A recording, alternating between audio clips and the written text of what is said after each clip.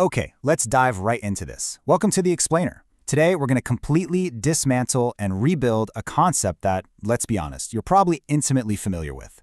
We're looking at the architecture of strategic overthinking. If you've ever been told, maybe by a boss, a partner, or a friend, that you just think way too much, or if you constantly find yourself lost in a labyrinth of your own mind, well, this is absolutely for you. Our goal today is to radically reframe what society traditionally writes off as overthinking. We're going to peel back the layers and look at the actual structure behind it. And honestly, by the end of this, you're going to see your own mind in a completely different, highly empowering light. So, here's the big question. Are you just anxious, or are you playing mental chess? It's a fundamental distinction, and it's literally the hook of our entire source material today. You know, society loves to pathologize a busy mind.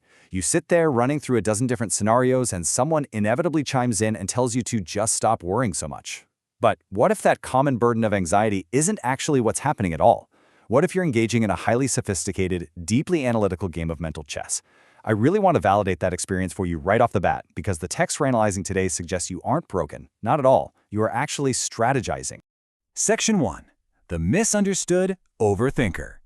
This is where we make our first major conceptual shift in The Explainer. It's endlessly fascinating to me how the outside world can look at a specific behavior and just fundamentally misinterpret the highly analytical mind at work. As the text puts it, others see anxiety, but psychology sees analytical depth. I absolutely love this distinction because it flips the script entirely. When you're pacing the room or, staring blankly at your monitor for 10 minutes, the world perceives this nervous, scattered energy. They see someone who's overwhelmed. But the psychology behind this points to profound analytical depth. You aren't spinning out of control in those moments. You're actually diving deep. You're accessing a level of cognitive processing that is completely invisible to the casual observer. Now, what's really interesting about this slide is how it actually defines mental chess. It's the cognitive process of anticipating multiple moves, analyzing deep logic, and structuring strategic outcomes. Just think about that for a second. You aren't just worrying about a single, isolated problem. No way. You are projecting 3, 4, even 5 steps ahead. You're mentally mapping out the entire board. You're evaluating the underlying logic of a situation and actively trying to structure a favorable outcome. This definition is crucial because it sets up the foundation for our total paradigm shift. Your overthinking isn't some sort of flaw. It's a highly advanced tactical process. Section 2. Thinking in layers, not circles. If we're going to permanently stop calling it just overthinking, well, we need a brand new way to visualize your internal thought process. And here is our formal, empowering definition straight from the text: strategic overthinking. It is the high-level process of analyzing situations in progressive layers, rather than ruminating in loops. I really want to emphasize this with energetic clarity. This is a high-level cognitive asset. When you strategically overthink, you are systematically breaking down a situation.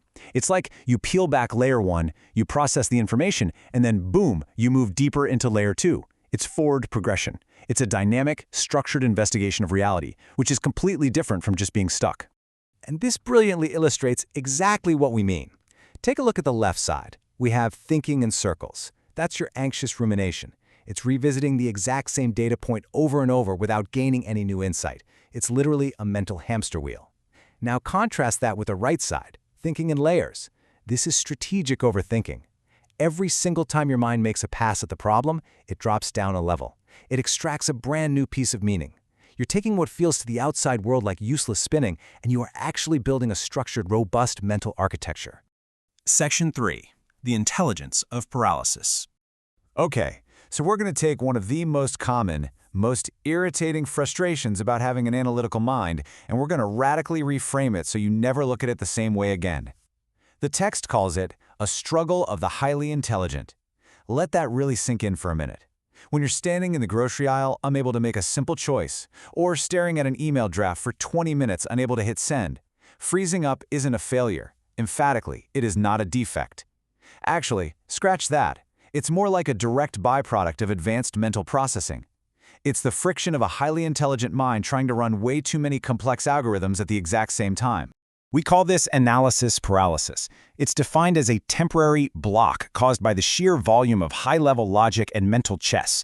The source text makes this direct, undeniable connection between analysis paralysis and high intelligence. You aren't stuck because you don't know what to do, you're temporarily blocked because you know literally every possible thing that could be done, and you're rigorously processing the cascading consequences of every single one of those potential moves. It's a hidden cognitive strength that's simply masquerading as a roadblock. Section 4. 7 Signs of Strategic Logic. Let's move to and see how this builds, because this is where we bring every single piece of the architecture together.